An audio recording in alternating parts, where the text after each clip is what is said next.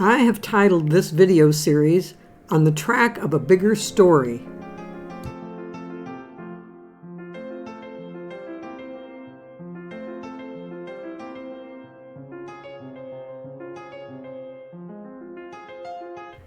I started out with the intentions of it being a single video about an interesting tidbit of American history. It was to feature a story of a group of young women ages 18 to 35 who were dubbed Harvey Girls. Starting in the late 1880s and for many years thereafter, they had each come from the eastern U.S. to a business headquarters in Chicago after answering one of the many ads in a magazine or other publication for young women to be interviewed for a job as a waitress, but not just any kind of waitress. If they were selected for hiring, they would be expected in very short order to leave home and family, get on a train all alone, and travel to the American Southwest. There, they would live in groups in dormitories connected to a chain of dining establishments called Harvey Houses. Each Harvey House was located right at a train station on the line of the Atchison, Topeka, and Santa Fe Railroad. Prior to the owner of the Harvey House restaurant chain hiring Harvey Girls, it was unheard of in the Old West for respectable women to work in restaurants. Any young woman seen working in a public eating house would be viewed likely as a prostitute. But a man named Fred Harvey, founder of the Harvey House chain, developed a theory that young women would make a better, more dependable, and more respectable waitstaff for his restaurants than men had. He just needed to tackle that bad reputation issue, and did so starting with designing the Harvey Girl uniform.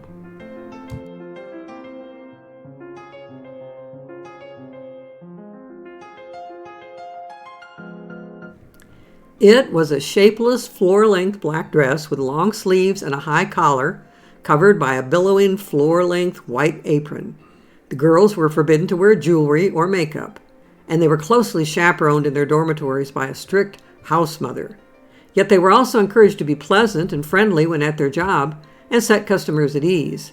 They quickly earned the reputation of totally respectable employees, and the Harvey Houses the reputation of being high-class restaurants. It has long been said that their influence on the clientele at Old West restaurants was such that even normally rowdy cowboys behaved much more respectably when eating at the Harvey Houses. The presence of these well-mannered, articulate, and friendly young women had an amazing influence. And eventually they were credited as a group with actually calming down the Wild West in other ways. Tens of thousands of them over the years married customers they had served and often settled down in the area, raised families, and helped create strong and positive communities. As the title and subtitle on this Western romance novel puts it, Trailblazer, Cowboys and Harvey Girls meet the women who tamed the Wild West.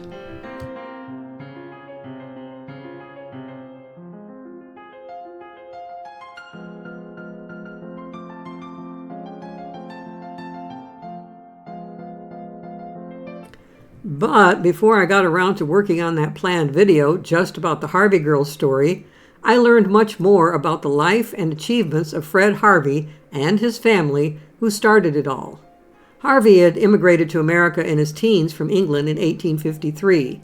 By 1900, Fred Harvey was a major celebrity of the hospitality world, the most well-known innovator in the hospitality industry throughout the whole United States. And I realized that the story of Harvey and his family and the family business was so intertwined in fascinating ways with American history in general over a period of more than 100 years that it was a story worthy of a YouTube miniseries. We'll cover more about the story of those Harvey Girls in a later episode, but first we need to explore the backstory that led to their era. As seen at the beginning of this video, all of this puts us on the track of a much bigger story, emphasized by a video clip of an old steam train barreling over a narrow trestle railroad bridge.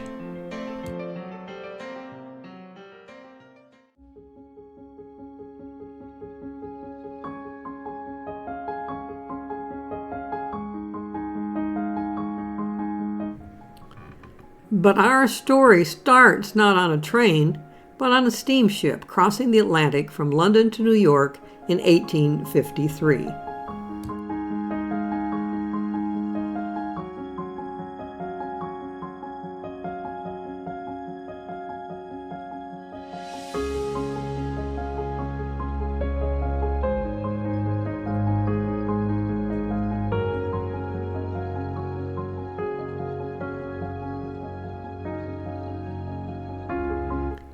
New York City was arguably the most exciting place to be in America in 1853. The businessmen and politicians of the city had decided to pull together the very first World's Fair ever held in the United States that year. Formerly called the Exhibition of the Industry of All Nations, it was held in a gigantic, splendiferous, fairy tale-like structure built almost entirely of cast iron framework and glass panels, unlike anything ever built in the land before. It earned the nickname the Crystal Palace. The palace housed exhibitions offered by 4,000 exhibitors who came from across the U.S. and from 17 different nations and 6 colonies in other parts of the world.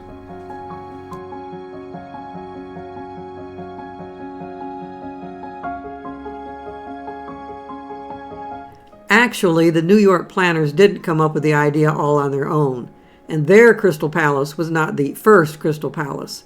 2 years earlier, in 1851, the businessmen and politicians of London had organized the very first World's Fair ever in the whole world.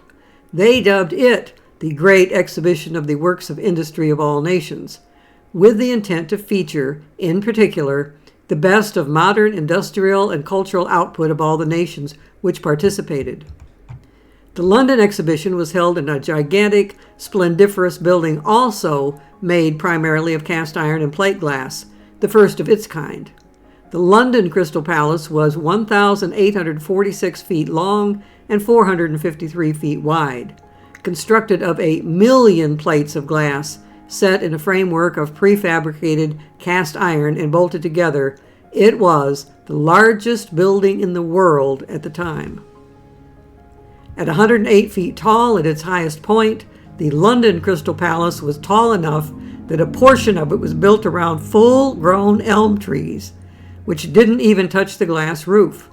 There were over 13,000 exhibits displayed in the building. In addition to exhibits from throughout Britain and its colonies, 44 other countries in Europe and the Americas sent exhibits. The London exhibition lasted 4.5 months, during which over 6 million people visited the Crystal Palace.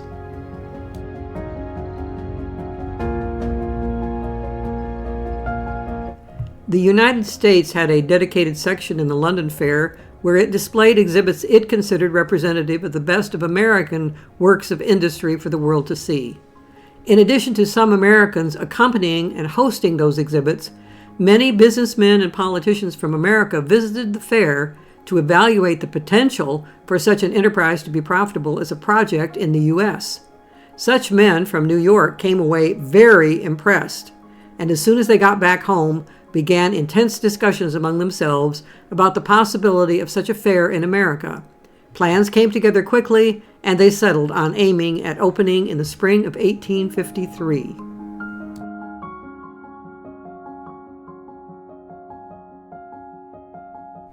They were particularly impressed with the London Crystal Palace building itself, so they hoped that architects submitting proposals for the New York Fair building would come up with another iron and glass building. As evidenced here by a comparison of paintings of the two fair buildings as they looked during their own fairs, the New York Palace and exhibit of 1853, shown on the left, was a bit of a dim shadow of the London Palace and exhibit of 1851, shown on the right.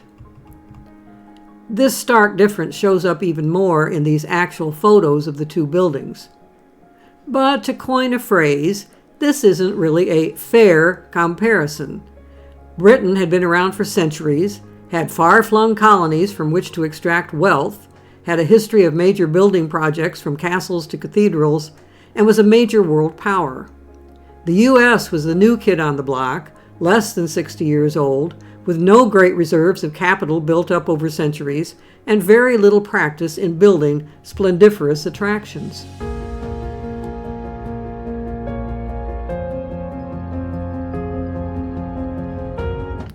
Taking all that into account, the New York Crystal Palace was very, very impressive, and the fair itself quite an accomplishment for such a young nation. It lasted for several months in 1853, closed for a short time in the late fall and early winter, and then opened back up for a second period of several months in 1854. There certainly was a lot to see at the fair, too much according to a lot of visitors. In order to truly take time to look at most of the exhibits, it would have taken you many weeks, while most folks could only stay for a day or two. After all, the huge building contained 4,300 different exhibits. Items in those exhibits ranged from the practical, like Isaac Singer's invention of the first practical home sewing machine, or the improved brass stomach pump, to the sublime, like the huge statuary of Jesus and his apostles by a famous Danish sculptor that Walt Whitman spent hours contemplating on some of his many visits to the fair, to the ridiculous, such as this mechanical leech. Yes, it was a gadget invented to mimic the action of the actual leeches used in the popular cure in that era for all that ails you, bloodletting.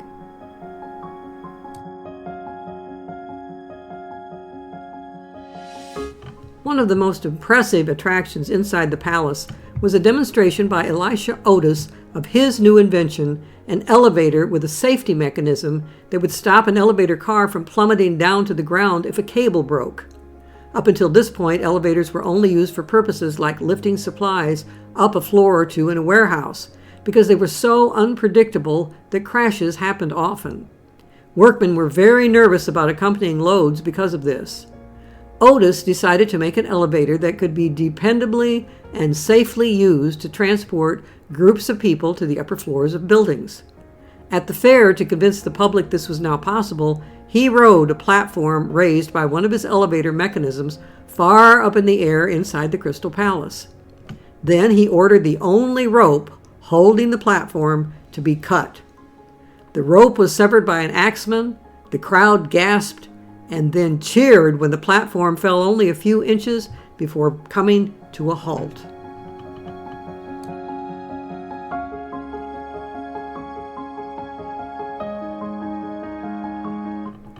This may seem like not that big of a deal to us now, but it was revolutionary back at that time.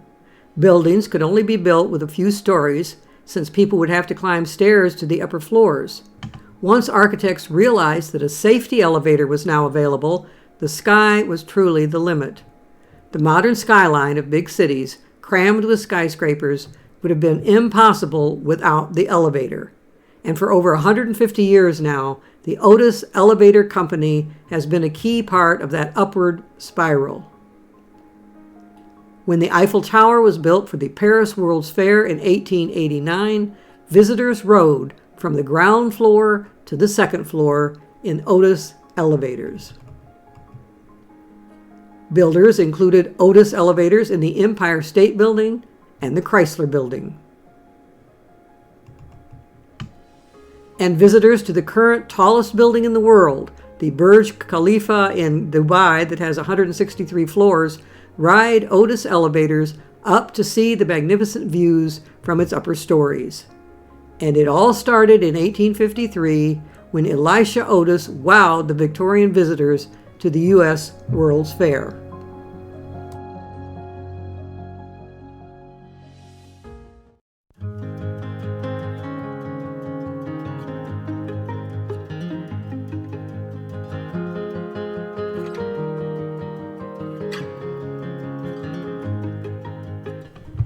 As for attendance at the fair, the U.S. Fair ultimately had just over 1 million visitors, compared to 6 million in London. But England was immediately accessible to the countries of Europe from which to draw visitors. Crossing the English Channel would have been no big deal. In order for anyone outside of North America to get to the U.S. Fair, they had to travel by ocean ships. A trip from London to New York on a sailing ship in the early 1800s would have taken 40 days or so. Around 1840, much faster ocean steamships were introduced. A typical transatlantic trip by steamship would have taken about 2 weeks. This ship, the USS Baltic, was the fastest vessel at the time, and even it still took 10 days. It's actually amazing that so many foreign visitors came in spite of the time and effort and expense it would have required. Those foreign visitors would have been on ships that steamed into New York Harbor and unloaded at one of the docks, such as this one on the lower west side of Manhattan on the Hudson River, practically a stone's throw from where the World Trade Center would be built in the 1960s.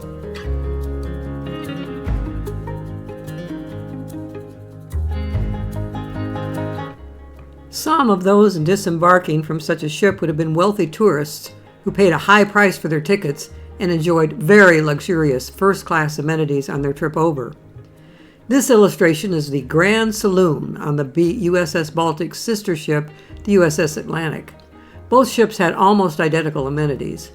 In American English, the word saloon usually means a gathering place serving alcoholic drinks. But in this instance, it's a British term, used to describe a large public lounge on such a ship. Here is a description of the first-class accommodations on the USS Baltic. The ship was designed to accommodate 200 first-class passengers in about 150 separate berths or sleeping rooms, including several large honeymoon berths. All the berths were spacious and included 2 wash basins and a sofa in addition to the beds, which were finished in satinwood and draped with damask curtains, probably quite similar to this later stateroom shown, which was on the Titanic. 2 innovations were also introduced: a bell rope system for summoning the steward and steam heating. The passenger berths were arranged around 2 large central saloons, a dining saloon and a grand saloon, into which they opened. Each saloon was illuminated by several large-diameter, ventilated columns of patterned glass, which stretched from the floor to a skylight in the spar deck above, while stained glass windows in the stern provided additional light. The saloons were richly carpeted, furnished with variegated Italian marble tables and superior quality furniture, and finished in a combination of woods, including rose, satin, and olive. Mirrors around the walls enhanced the effect of spaciousness. A ladies' drawing room was also provided. On the main deck above, the foredeck cabin included the officers' quarters, a first-class kitchen, complete with maitre d', and in another innovation, a barber shop with patented adjustable chair. The aft cabin, which connected to the saloon below, contained the men's smoking room. Most of those rich travelers enjoying the voyage on steamships like the Baltic in 1853 had likely made the trip specifically to visit the Crystal Palace Fair. They would no doubt be staying in high-class hotels in New York during their visit and spending lavishly on expensive meals and entertainment of other kinds, such as plays and operas. But the ships also accepted passengers, including immigrants, who would have paid much less and would have pretty much endured the sea voyage rather than enjoyed it. They would have been confined to an area of the ship called the steerage, a layer between the upper deck where the first-class passengers were and the cargo hold at the bottom of the ship. This is an illustration from an 1850 publication showing what their version of a saloon would have looked like. And here are more illustrations of what life was like in steerage. Their accommodations would typically include dormitory-like sleeping arrangements on lumpy beds and Spartan meals. And they might expect to be allowed up on the main deck to get some fresh air for only a few minutes a day. Oh, and don't ask about bathroom facilities for these folks. You don't want to know.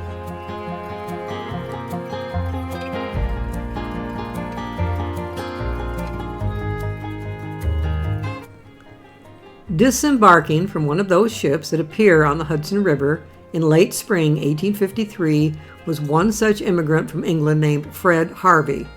Fred was only 17 years old at the time and had traveled all by himself. I'm sure he had traveled in the steerage of the ship. He had no illusions of staying at high-class hotels or eating fancy meals when he arrived. He had only 2 British pounds to his name and needed to make that last as long as possible until he could find work. He and other young men immigrating from Europe in the steamship steerage may have heard about the New York World's Fair and its Crystal Palace, but they were likely not excited at the idea of seeing it.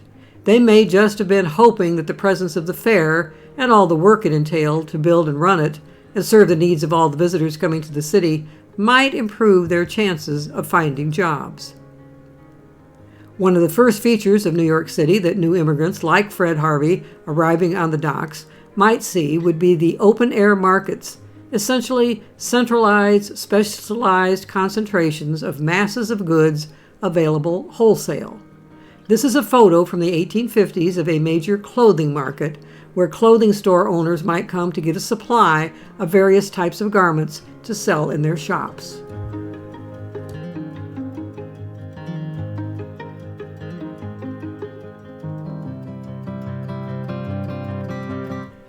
The best biographical resource on the life of Fred Harvey is this book, Appetite for America, by author Stephen Fried. Stephen Fried is an American investigative journalist, nonfiction author, essayist, and adjunct professor at the Columbia University Graduate School of Journalism and the University of Pennsylvania. Stephen Fried was so fascinated by the saga of Fred Harvey when he first heard about him that he dedicated 5 years of cross-country research to help bring that saga to life for the general reading public. His highly acclaimed 2010 book is jam-packed with the results of that research, along with fascinating tidbits and observations about general social history that bring to life the dry facts of the story he tells. We will be dipping into some of the quotes and observations in that book throughout this series. And the first quote comes just as we are meeting Fred Harvey on the dock in Lower Manhattan in 1853.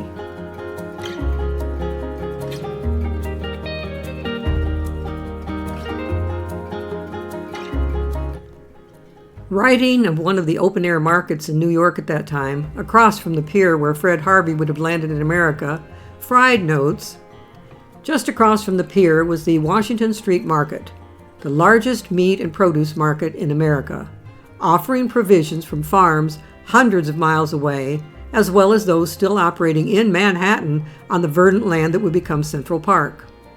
The Washington Street Market reeked of everything, from freshly butchered animals and just plucked vegetables to the overripe aromas of garbage, especially the heaps of shells from New York's favorite fast food, oysters.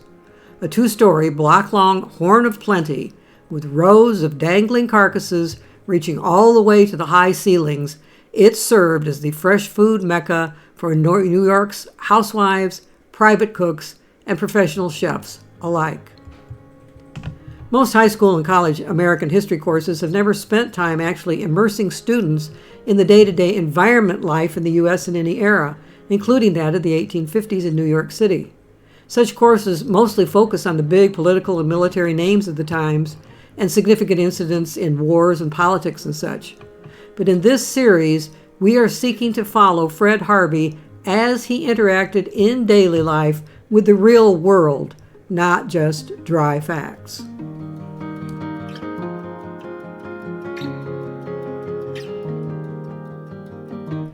One interesting thing we might consider is just whom he might have run into on the streets of New York as he wandered off the boat and began exploring. I like to think he might have just rubbed shoulders among the crowds with another 17-year-old young man who had also arrived in the city in 1853. This fellow also came because he needed work, although he was indeed interested in seeing the Crystal Palace. You may not recognize him in this photo when he was only 15, but you'll recognize his name.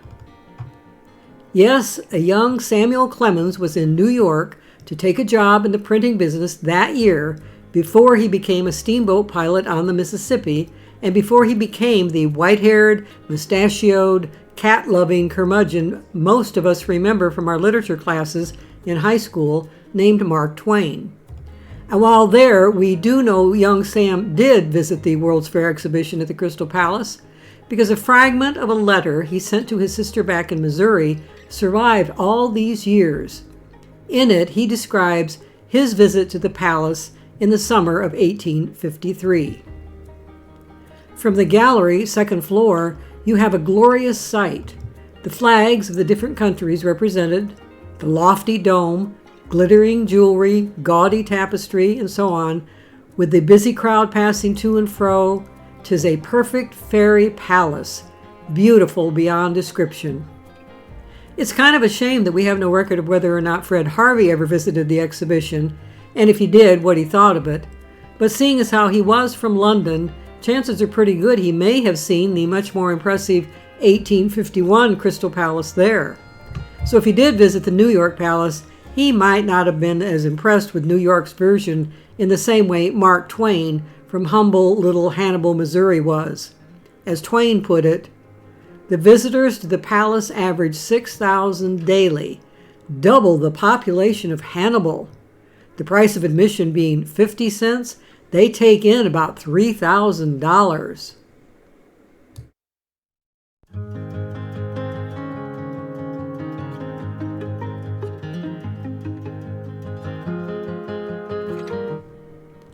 There was another young man who had also come to the city that year, and who did spend more than a little time at the Crystal Palace. He was older than Twain and Harvey at the time, in his early 30s, but not yet famous in his own field. His own field being poetry. Yes, that's a very young photo of poet Walt Whitman.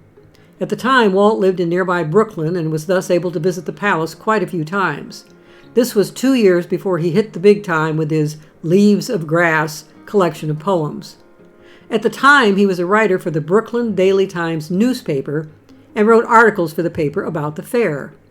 In one, he said the Crystal Palace was certainly unsurpassed anywhere for beauty and all the requisites of a perfect edifice. It was, he declared, an original, aesthetic, perfectly proportioned American edifice. For almost a year after the opening of the exhibition, he was an enthusiastic and frequent visitor to the palace, browsing through the displays both during the day and at night, both alone and with friends. Whitman especially enjoyed the vast collection of paintings, which he preferred to see at night when the palace was lit by thousands of gas lamps. It was reported by one author that he visited so often that the security police at the palace began to get suspicious of him and followed him around, keeping an eye on him. Walt's visits to the Crystal Palace directly inspired one of the poems included in his iconic Leaves of Grass compilation, titled The Song of the Exposition. It included the words, "A palace, lofter, fairer, ampler than any yet, earth's modern wonder, history's 7 outstripping, high-rising tier on tier with glass and iron facades, gladdening the sun and sky, enhued in the cheerfulest hues, bronze, lilac, robin's egg, marine, and crimson, over whose golden roof shall flaunt beneath thy banner freedom."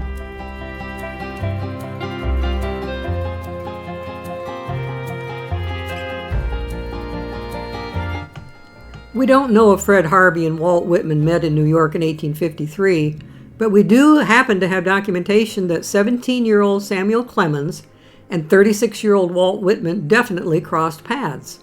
In the late 1800s, when speaking to his biographer about Mark Twain, Walt mentioned that he had met him in 1853 in New York.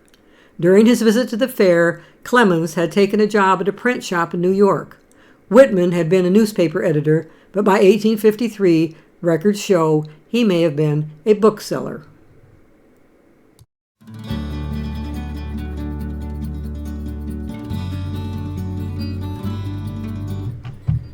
But of course, this video series is particularly about the saga of Fred Harvey. So let's join him again just after he arrived on that pier in Manhattan in 1853.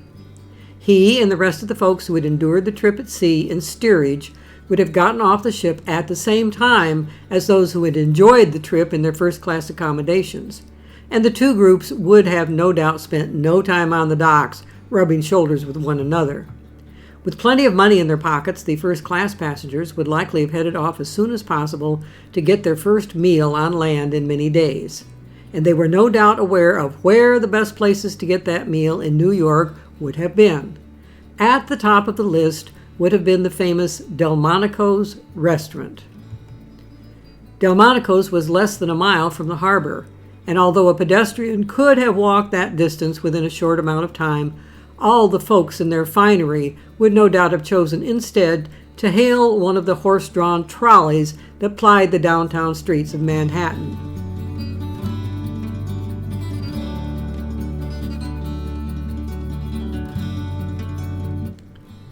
Most people have heard of a Delmonico steak. It's a term reserved for a really, really nice, thick, juicy hunk of prime beef, such as ribeye, preferably 2 inches thick or so, broiled to perfection, with a dollop of herb butter on top. And I would suppose most know that it originally got its name from a restaurant named Delmonico's that has been around for a long, long time and specialized in serving steaks like this.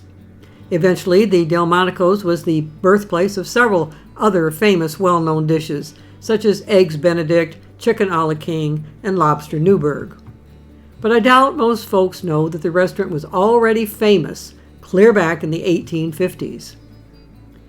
Italian-Swiss immigrant brothers Giovanni and Pietro Delmonico started out in 1827 with a small pastry shop and cafe in a rented building in New York. Before long, they expanded to a general restaurant, moving the location several times before settling on the one you see here. This elegant 3-story building was constructed in 1837.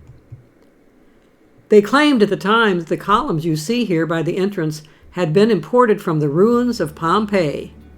In later decades, they added more Delmonico restaurants in the New York area, all equally elegant.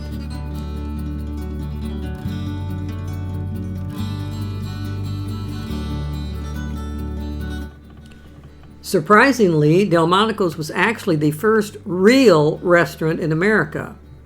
Delmonico's was not the first American restaurant to serve prepared meals to strangers, but it was the first to do it like we do it now. Instead of a fixed menu served at a specified time of day, say 1 p.m., Delmonico's offered a wide variety of choices during a range of open hours. Also novel, instead of big family-style table service, as all other restaurants did, you could be seated privately with the people you arrived with. The idea of ordering what you want, when you want, and dining with whomever you choose was born here. This approach would trickle down to the common people later on.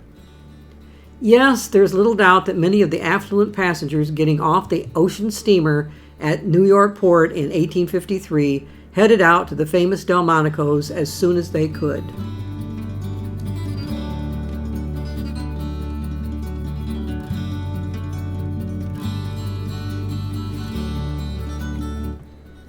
But 17-year-old immigrant Fred Harvey, getting off that ship at the same time, along with many others who had traveled in steerage, would have had no expectation to eat a Delmonico steak that day.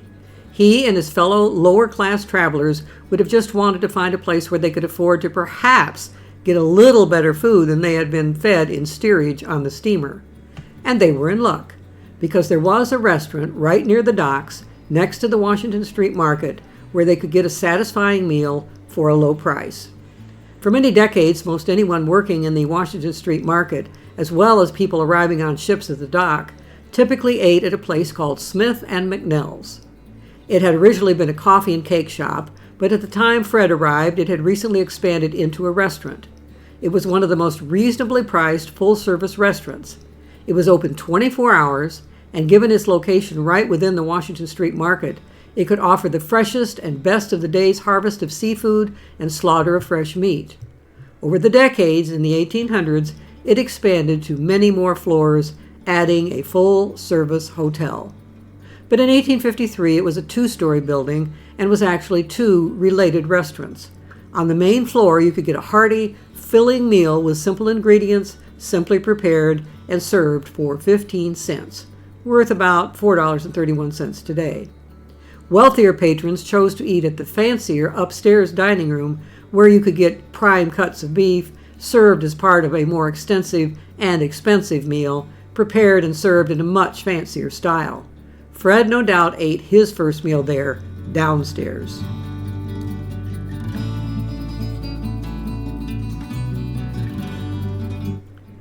But Fred had no idea actually what career he was aiming at having. At this point, he just needed to take any job to earn enough to rent a room and support his simple needs as a 17-year-old boy. and sitting there eating his first meal in the Smith & McNell's bustling dining room, he evidently spotted the ideal opportunity to get his start in the New World. Almost immediately, he got himself hired by Mr. Smith and Mr. McNell as a dishwasher in their bustling kitchen. Other than the electric bulbs and the ceiling lights in his photo, his work environment likely looked a lot like this. He ended up working at the restaurant for 18 months, working his way up first to busboy, then to waiter, then to line cook.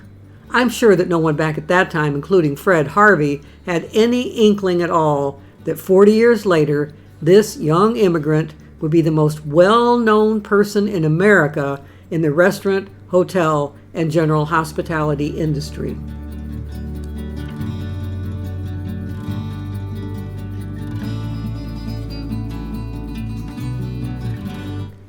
During his time at the Smith & McNell's, he learned that his mother back in England had contracted tuberculosis.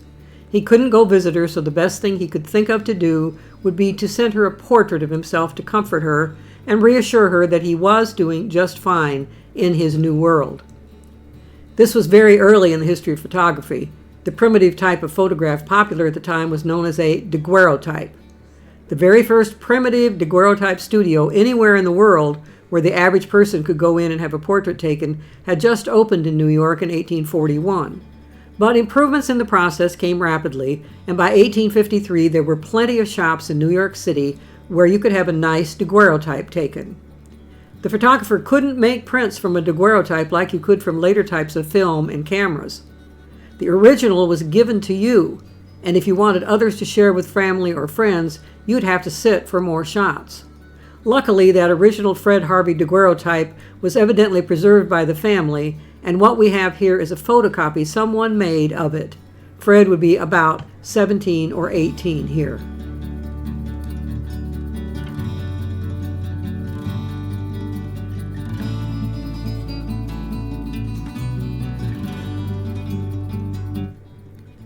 Fred's mother died in August 1855, and after that, for some reason, he decided New York wasn't meant to be his permanent home.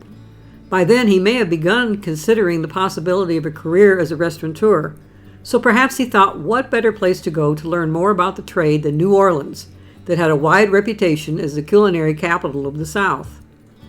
It made sense for Fred to consider trying out making his fortune in New Orleans. Although not as big as New York City, which had over 1 million in population at the time, by 1860 New Orleans was one of the greatest ports in the world, with 33 different steamship lines and trade worth $500 million passing through the city.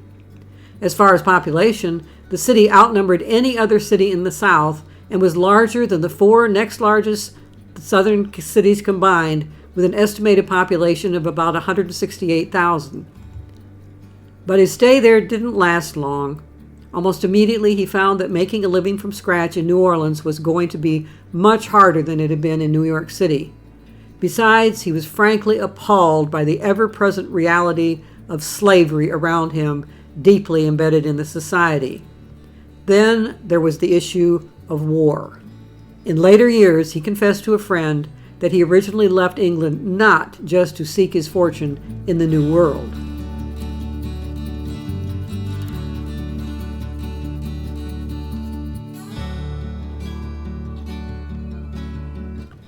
He left for North America at the time he did because Great Britain was busy fighting a war in Burma. This was the second of 3 Anglo-Burmese wars in the early 1800s. This one had started in 1852 as the result of the British commercial need and the imperialist policy of Lord Dalhousie. The British merchants were keen to get hold of timber resources of Upper Burma and also sought further inroads into the Burmese market. This time, the British occupied Pegu, the only remaining coastal province of Burma, and intense guerrilla resistance had to be overcome before complete British control of Lower Burma could be established. And in 1853, Britain was about to join with allies in the bloody Crimean War against Russia. That was the horrific war that made Florence Nightingale the most famous nurse in history and one of the most famous women in any field in history. She and her troops of nurses organized an amazing reformation of the chaotic attempts at treating the wounded during the war. At Fred's age, he was subject to the draft. Not having the slightest interest in risking his life for some obscure colonial ambitions of England, he chose to leave.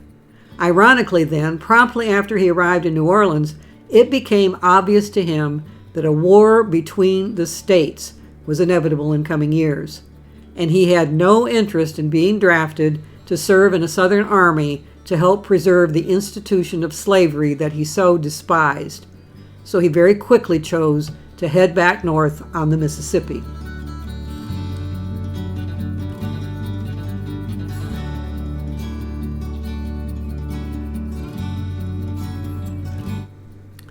His destination was the bustling port of St. Louis, Missouri, that you see here just as it likely looked when Fred arrived. It had about the same population as New Orleans at the time, about 160,000. He quickly found work at the Butterfield House Hotel, which no doubt had regular restaurant service for its guests. Owner Abner Hitchcock took an instant liking to the young man and became his friend and mentor. On July 27, 1858, Hitchcock served as a witness as Fred took the oath that made him a citizen of his new homeland, finally a real American. His confidence boosted, he soon struck out on his own, becoming partner with an older man named William Doyle and taking over a business called the Merchant's Dining Saloon and Restaurant. It was located just a half block from the docks, on a spot almost directly under the location of the iconic Gateway Arch that looms over St. Louis today. Of course, the city looked much different than it does today. Here is downtown St. Louis in 1859, around the time Fred arrived in the area. Fred ran the dining room and William handled the saloon. Upstairs were 24 rooms for rent to travelers and transients. Fred and many of his staff lived there, while William lived with his family next door. Missouri was right on the border between the U.S. North and South, the hub of a variety of political positions and national services. Next door to the restaurant was the main telegraph office. The anti-slavery Republican Party local headquarters was across the street. Yet right around the corner was a slave trader's business where, as the sign out front read, "Negroes bought here."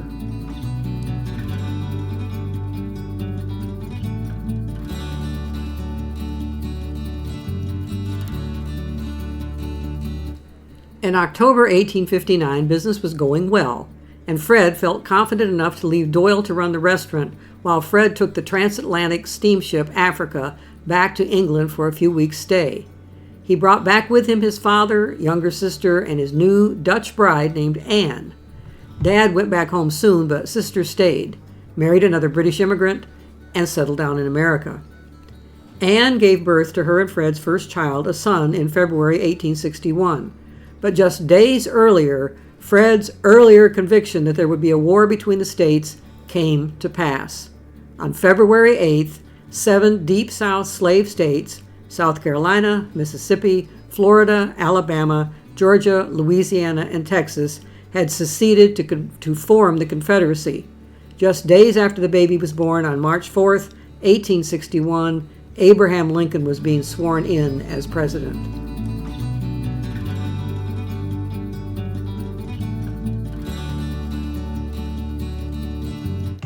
At the same time, a few blocks from the restaurant, a convention was meeting to decide whether Missouri would throw in its lot with the Confederacy or stay with the Union. Their decision would be vital to the Union. If they voted to stay in the Union would have control of St. Louis and its large arsenal full of weapons and munitions, and that meant the Union could control much of the Mississippi River. The 37-acre arsenal site was advantageous for its strategic view, access to the river, and proximity to the main area military base, Jefferson Barracks. The grounds had been cleared in 1827 to create the arsenal, and it eventually grew to house a large 3-story brick building, an armory, an ammunition plant, and several wagon repair shops. By 1840, 22 separate buildings had been erected, and a garrison of 30 ordnance soldiers manned the site, along with 30 civilian employees who assembled finished weapons and artillery. When the Mexican-American War erupted in 1846, the arsenal was very busy producing small arms, ammunition, and artillery, and increased its civilian workers to about 500 men. During that war, the arsenal had 19,500 artillery rounds, 8.4 million small arms cartridges, 13.7 million musket balls, 4.7 million rifle balls, 17 field cannons with full attachments, 15,000 stands of small arms, 4,600 edged weapons, and more. Before the Civil War, several members of the U.S. Congress anticipated secession. They demanded that their state's quota of arms and ammunition be shipped from the St. Louis Arsenal to state armories and arsenals. In December 1860, President James Buchanan's Secretary of War, John B. Floyd, a Virginian, was accused of aiding in transferring arms to southern states. He quickly resigned from his post and returned to Virginia. Afterward, an investigation was conducted into his involvement, where it was found that he had bolstered the federal arsenals in some southern states by over 115,000 muskets and rifles in late 1859. He had also ordered heavy artillery to be shipped to the federal forts in Galveston Harbor, Texas, and Fort Massachusetts in Mississippi. Though he was officially cleared of any wrongdoing, many continued to suspect that his involvement had helped the Confederate States of America arm in preparation for the Civil War.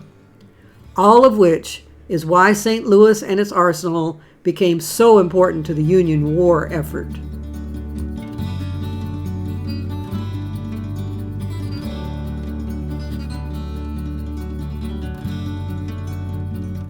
At that meeting that was being held in March near the Merchants' Dining Saloon and Restaurant, the majority voted in favor of staying in the Union, although the governor, Claiborne Jackson, was totally sympathetic to the Confederate cause.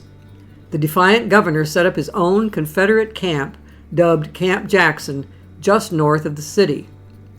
All of this was the death knell to Fred Harvey's first successful business venture, and the end of normal life in St. Louis for everyone.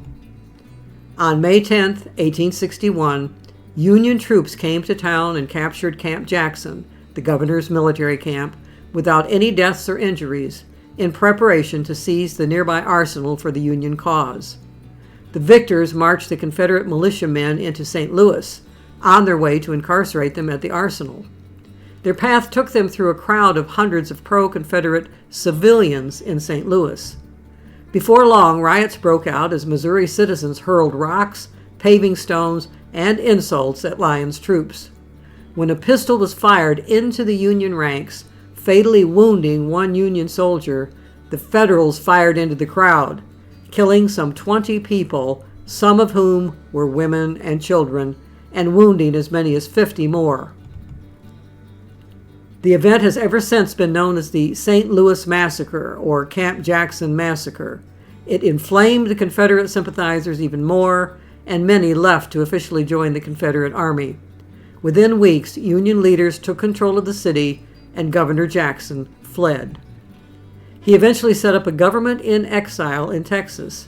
It was recognized as the legitimate government of Missouri by the Confederacy, was granted admission to the Confederacy in November, and declared the 12th state of the Southern Republic.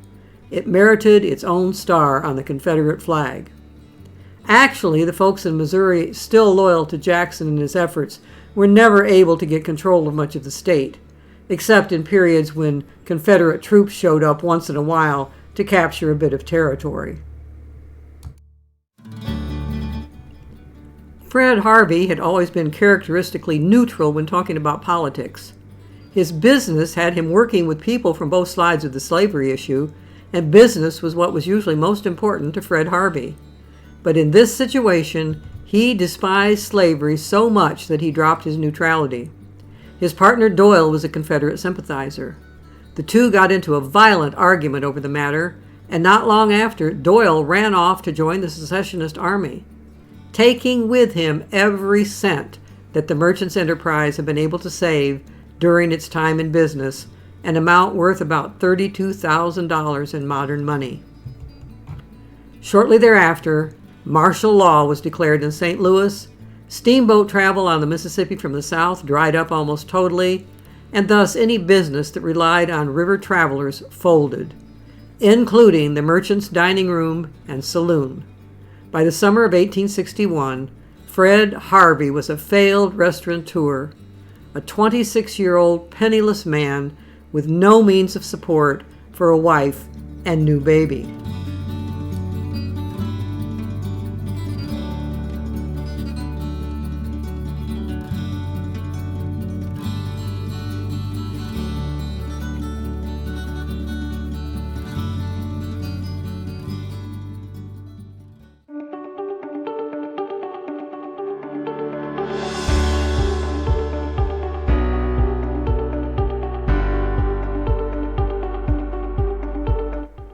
But wait, the tide turned very quickly after that for Fred. There's a whole lot more to his story and the history of the U.S. to come in future episodes of this series. Stay tuned for the next episode, Fred Harvey Meets His Destiny.